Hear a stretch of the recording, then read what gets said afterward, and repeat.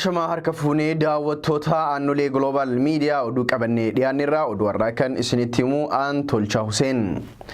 Guyyaa kaleessaa godina Harargee Bahaa aanaa Cinaqsan ganda Marar jedhamu irratti konferensiin araaraa hawaasa ollaa lamaanii gaggeeffamaa oole. Marii kana irratti hooggantoonni naannoo Oromiyaa Birgeedara Jeneraal Kamaal Galchuu dabalatee hooggantooti naannoo Sumaalee, hooggantoonni godina Harargee Bahaa fi godina Faafaam naannoo Sumaalee argamanii jiru. Akkasumas abbootiin gadaa fi ugaazonni kan hirmaatan yoo ta'u rakkoo yeroo dheeraa Cinaqsanitti uumamaa ture gara araaraatiin akka xumuramu irratti waliif galamee jira. Konferensiin kun kan jalqabaa yoo ta'u itti fufiinsaan ammoo waltajjiileen hawaasaa fi hawaasa walitti fidan kan gaggeeffaman ta'uunis barameera.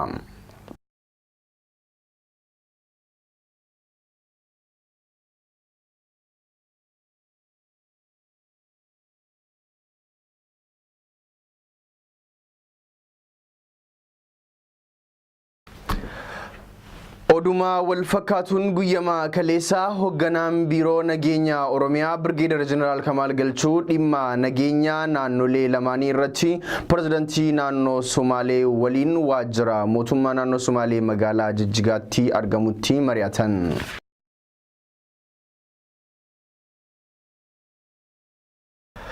Caffeen Oromiyaa yaa'ii idilee saglaffaa waggaa afuraffaa bara hojii shanaffaa taa'aa jira. Jaatanii Abdii waan qindeeffate qaba.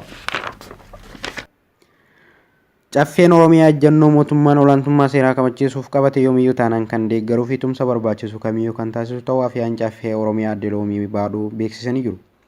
Yaa'ii idilee saglaffaa waggaa afuraffaa bara hojii Caffee shanaffaa taa'amaa jiruun haasawaa kan banan afyaan Caffee Aadde Loomii ji'oottan jahan dura yaa'ii idilee saddeettaffaa waggaa sadaffaa bara hojii Caffee shanaffaa taa'een Caffeen raawwii hojiiwwan misoomaa nageenyaa fi dimokiraasii naannoon Oromiyaa kan bara 2010 qorachuun cimnootaa fi hanqinoota jiran adda baasee rakkoolee mul'ataniifis kallattiin furmaata kan kaa'e yommuu ta'u kallattiiwwan gurguddoo karoora bara 2011 fi baajata karoorri kun itti raawwatamuu raggaasisuun hojii keessa seenuu isaa yaadachiisanii jiru.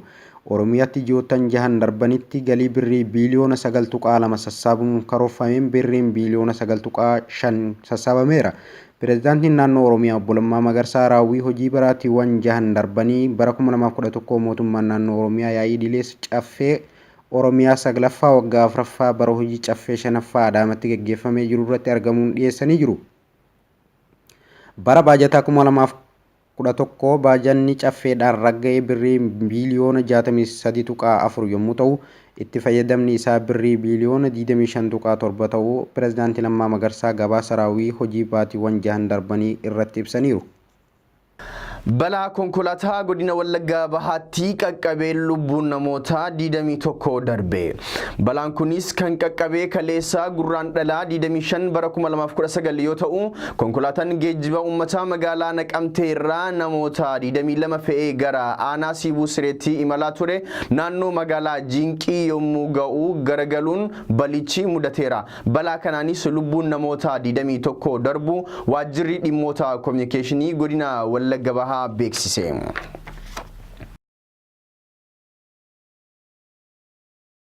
Federeeshiniin kubbaa miilaa Itoophiyaa kilabni kubbaa miilaa Jimmaa Abbaa Jifaar wal dorgommii federeeshinichi qopheessu kamirrattuu akka hin hirmaanne ittisuu beeksise. Gabaasa guutuu Jaatanii Abdii ammas waan qindeeffate qaba.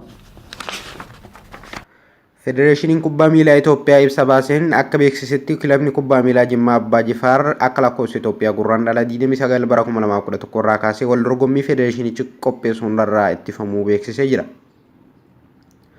Akka ibsa federeeshinichaatti kilabni kubbaa miilaa Jimmaa Abbaa Jifaar kan ittifame sababa taphataa Abdulfattaa Kamaal jedhamuuf kanfaltii irraa eegamu kaffaluu dideefidha.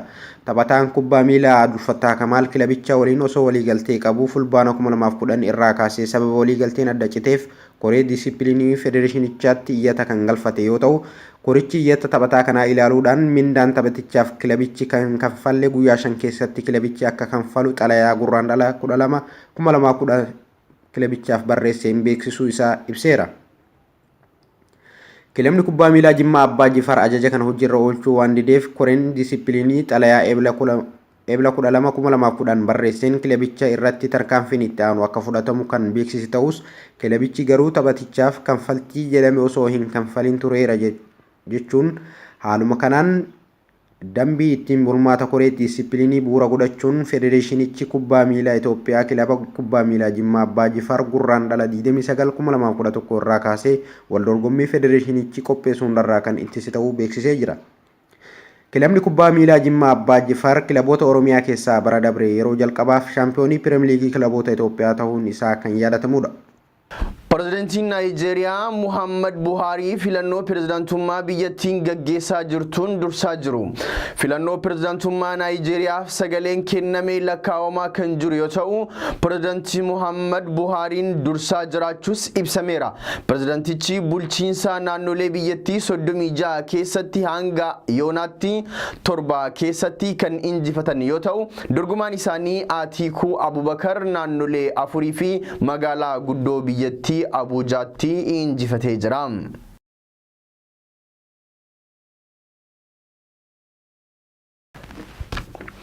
Dureen Kooriyaa Kaabaa Kim Jong Un Vietnam galan. Kim Jong Un marii marsaa lammaffaa pirezidaantii Ameerikaa Doonaald Tiraamp waliin qabaniif gara Vietnam akka imalamanis beekame.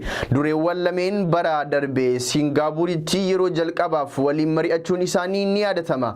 Ammas marii isaanii itti aanu Vietnamitti waliin gaggeeffachuuf gara Vietnam imalaa jiru.